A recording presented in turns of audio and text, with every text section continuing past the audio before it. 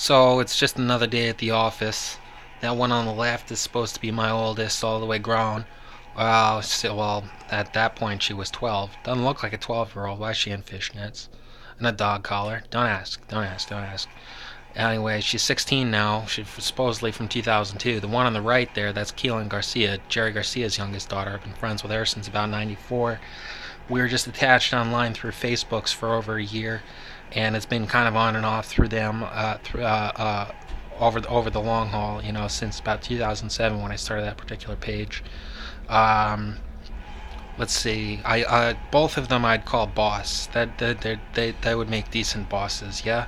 And in between there is Kroner. So that's just another day at the office. Neither one of them are signed on. Otherwise, I would have gotten something on the celly here. And instead, I'm still doing tubes, so they can go ahead and explore a day in the life over and over and over and over. What's this? This is Squirrel Ears, or Squarriors, Squirrel Warriors, the comic book. I was planning on reading it. That's about all I had for this segment. Just a minute to flip through the comic book. Now that the fan is on, we'll go ahead and turn on the background waiting room music.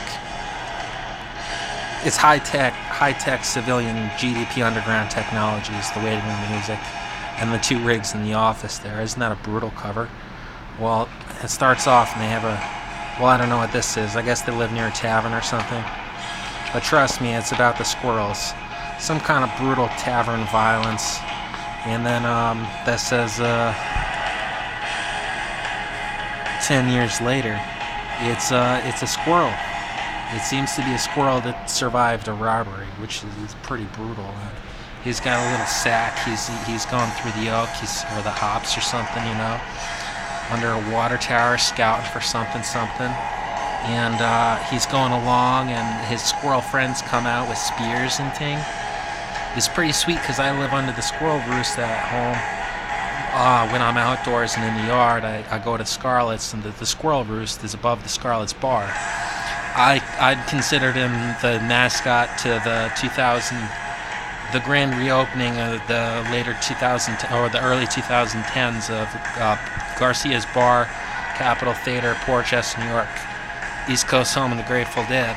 That's Squirrely is the mascot there, and the one I call at home, I always attribute him to be the mascot of the Capitol Theaters. So the squirrel meets a cat, but he's got squirrel friends and things, and I guess, oh no, the cat got the squirrel. Well, that's life. That just happens out there in the wild.